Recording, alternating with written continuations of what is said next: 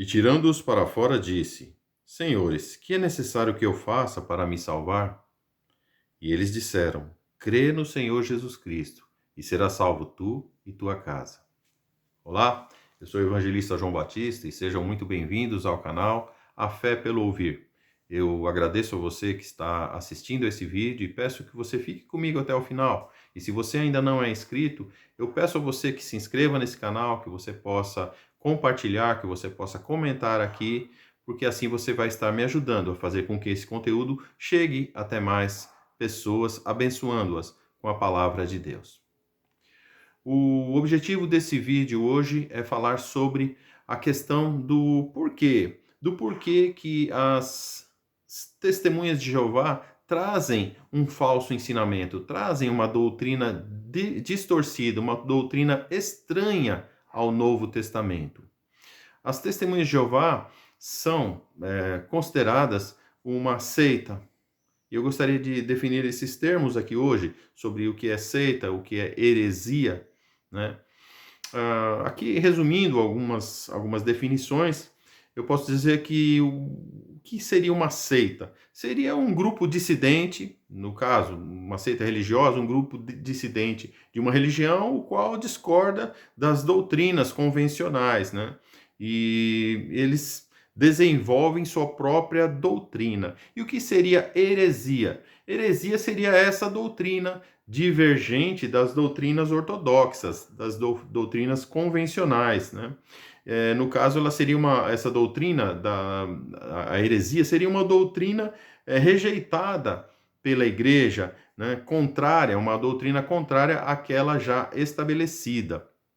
Então, na verdade, uma seita, ela nasce de heresias e ela é alimentada pelas heresias, as quais ela propaga, as quais ela faz com que elas carregam, né?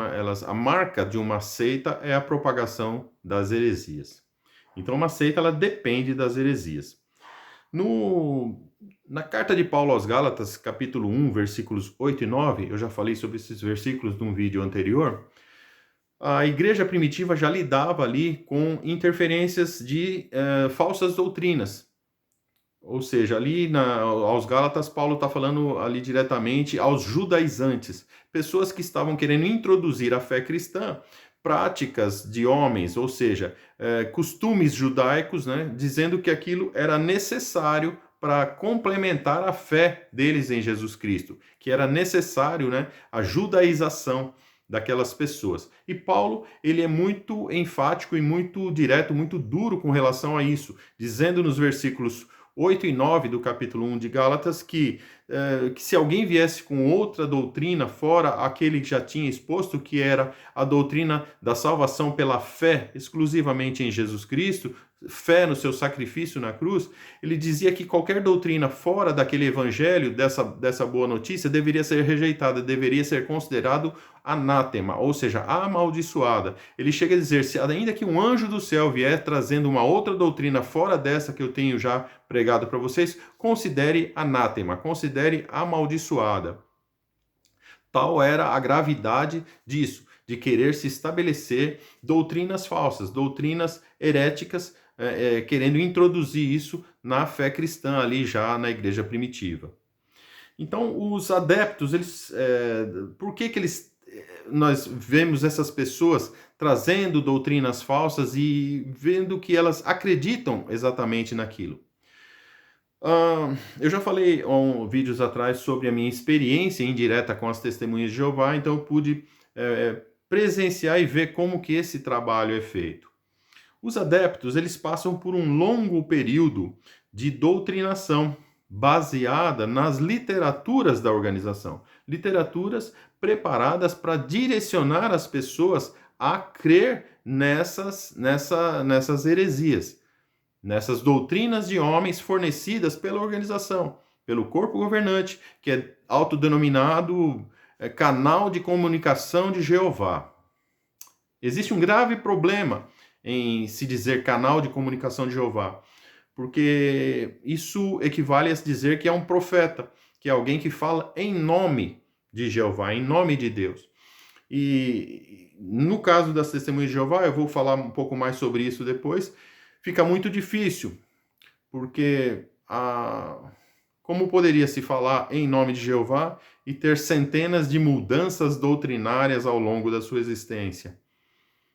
Nós sabemos que Jeová é um Deus que não mente, é o Deus da verdade, que Deus é a verdade, e não há sombra de variação, não há mudança.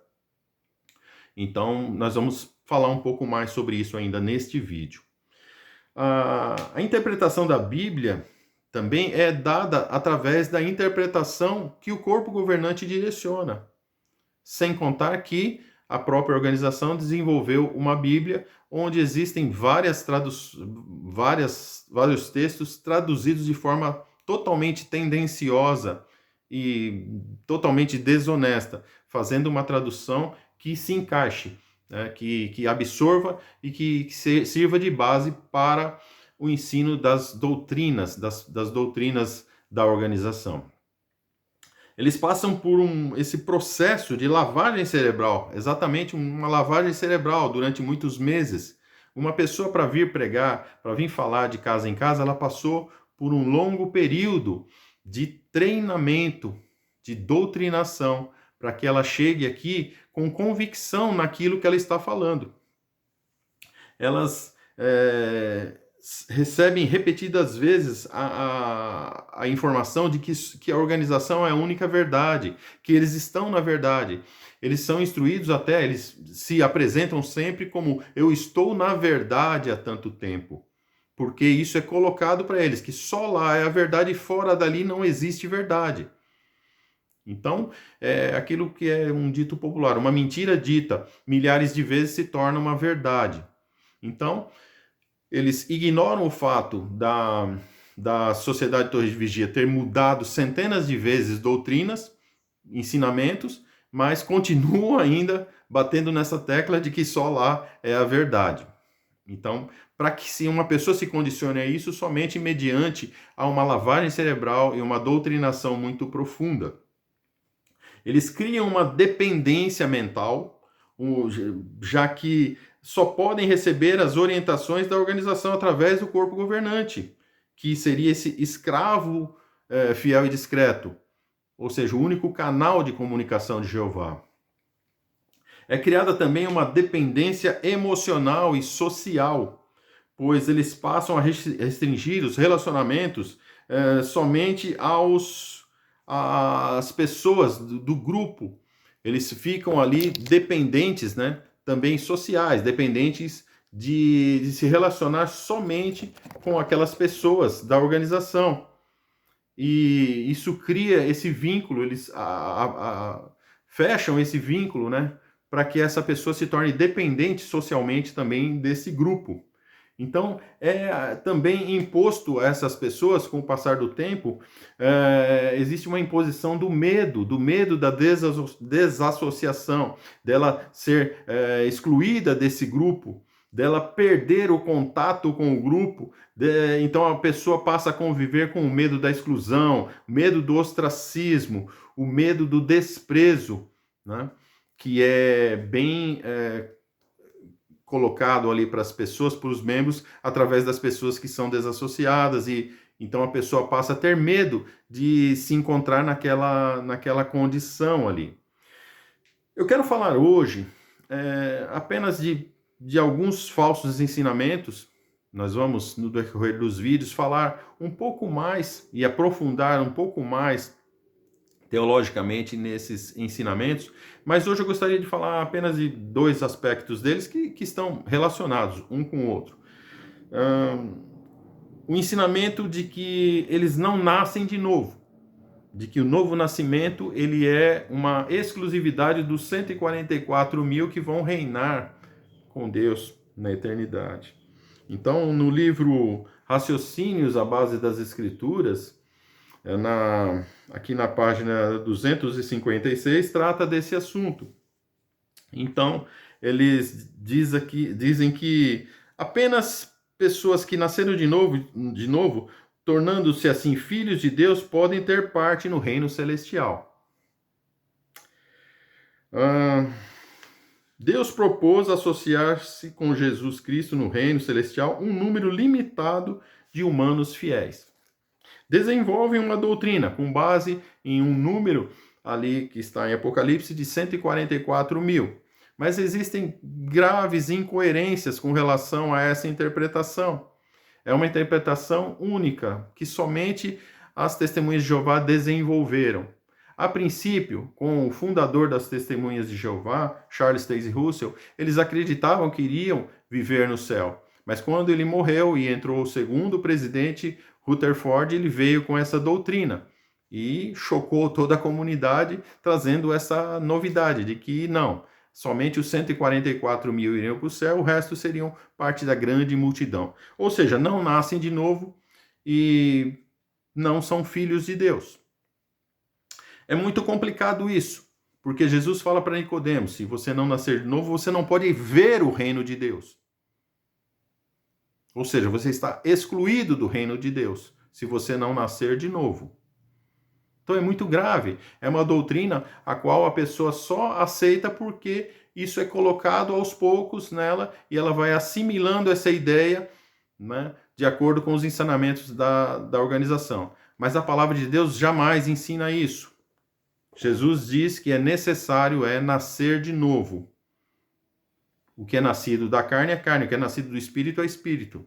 Nós vamos ver em Romanos capítulo 8, Paulo falando sobre essa questão de estar na carne e no espírito, e que na carne ninguém pode agradar a Deus, somente no espírito. Então é muito complicado uma pessoa que tem aí a crença de que vai ser ressuscitado e não tem o Espírito Santo. Nós vamos ver Paulo falando sobre isso no capítulo 8 de Romanos, nós vamos ver na carta aos Efésios, Paulo falando sobre o Espírito Santo ser o selo da nossa herança, ser o penhor da nossa herança. Uma pessoa que não é nascida de novo, que não é nascida de Deus, que não é regenerada, que não é nascida do Espírito, ela não pode ter esperança de nada, porque na verdade ela não pode nem mesmo ver o reino de Deus, conforme Jesus fala a Nicodemos em João capítulo 3. Então, são doutrinas muito complicadas, essas doutrinas totalmente estranhas ao Novo Testamento. Doutrinas as quais ninguém pode chegar a isso lendo a Bíblia. Nenhuma pessoa lê a Bíblia e chega a essa conclusão. Para que alguém possa chegar a esse entendimento, somente através de toda uma preparação, de todo um direcionamento com as ideias impostas, né, nas literaturas da organização, para que a pessoa possa acreditar nisso.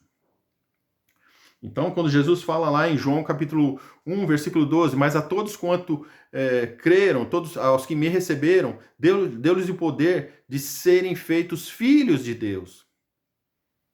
E a Testemunha de Jeová, na sua grande maioria, né, na grande multidão, ele se julga não filho de Deus. E para ele está tudo bem. Isso é muito complicado. Uma outra situação que complicada é não ser Jesus o único caminho para a salvação. É muito difícil isso, a salvação somente por Jesus Cristo. Eu comecei aqui falando sobre o carcereiro de Filipos, que viu ali a manifestação de Deus ali naquele cárcere, libertando Paulo e Silas, e ele viu ali a presença de Deus, viu que aqueles homens eram de Deus, e ele se prostrou diante deles e disse: Senhores, o que eu faço para ser salvo?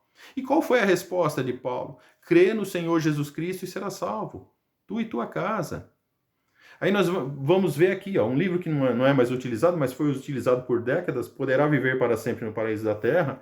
Quando chega na última página, traz um ensinamento aqui na página 255, que ele faz um paralelo entre a Arca de Noé, que era a única embarcação para que houvesse salvação, e qual seria hoje, o que representa essa Arca de Noé hoje aqui.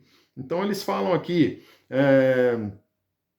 foi apenas aquela única arca que sobreviveu ao dilúvio, e não um sem número de embarcações, e haverá apenas uma organização, a organização visível de Deus, que sobreviverá à grande tribulação, que rapidamente se aproxima. Simplesmente não é verdade que todas as religiões conduzem ao mesmo fim. Cita o texto de Mateus, capítulo 7, Mateus 24. E conclui assim: você precisa pertencer à organização de Jeová e fazer a vontade de Deus, a fim de receber a sua bênção de vida eterna. Onde fica Jesus aqui? Onde fica a cruz? Onde fica o sacrifício de Jesus? Onde fica a necessidade do arrependimento? Então vocês percebem o porquê deles trazerem essas doutrinas e não aquilo que a Bíblia ensina? Eles são condicionados através das literaturas a ensinar isso.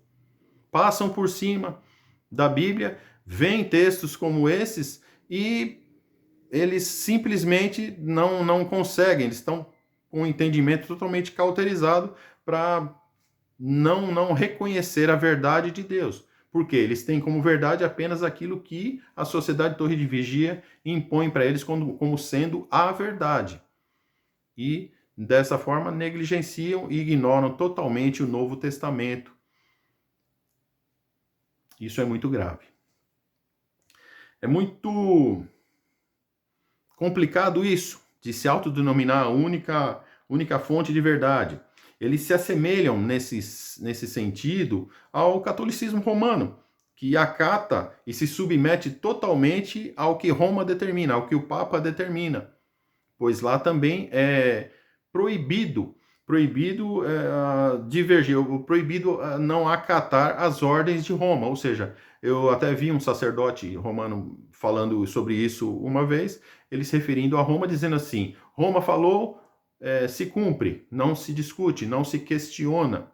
E nesse caso, se assemelha-se muito ao sistema das testemunhas de Jeová, pois somente eles creem que somente de lá provém a verdade.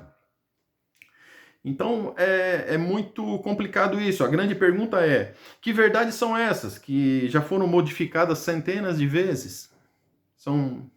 Que verdade é essa que não resiste ao tempo? Eu gostaria de concluir aqui com o texto de Deuteronômio, capítulo 18. Né?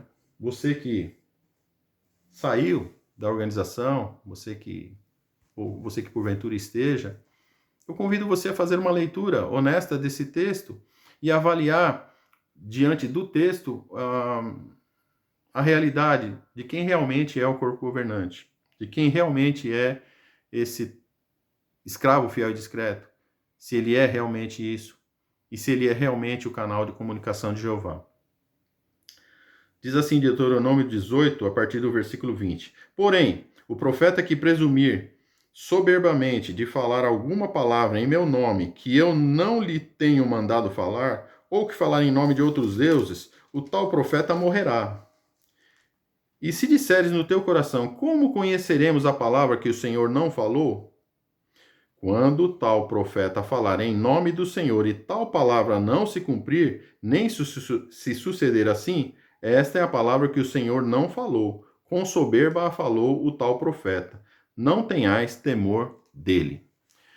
Eu gostaria de concluir aqui, dizendo com toda a certeza, com toda a tranquilidade, de que o corpo governante se enquadra perfeitamente, que ele é literalmente um falso profeta. É este falso profeta que as Escrituras apresentam. Não tem como chegar a outra conclusão diante de tudo que essa organização vem fazendo, diante das previsões que não se cumpriram e depois usarem desculpas aí totalmente esfarrapadas para querer justificar uma falsa profecia. Mudanças que são feitas a bel prazer de homens, como recentemente foram feitas. Ou seja, todas as pessoas prejudicadas, como que elas ficam? Será que Deus age dessa forma? Nós vamos seguir em frente. No próximo vídeo eu gostaria de me aprofundar um pouco mais na questão doutrinária dessas questões, do novo nascimento, da regeneração e da fé exclusivamente em Jesus Cristo para a salvação. E vamos prosseguir assim porque a fé vem pelo ouvir e ouvir da palavra de Deus. Que Deus os abençoe.